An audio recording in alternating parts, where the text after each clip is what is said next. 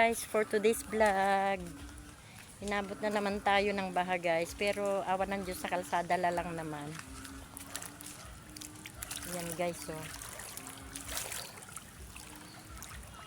Ang baha. Bow.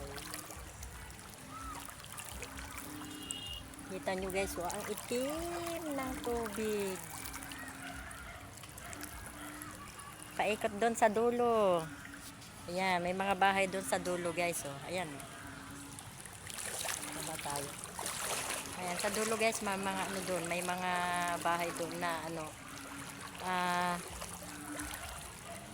inabot na ng tubig baha. Kaya yung iba guys, naglikasan na.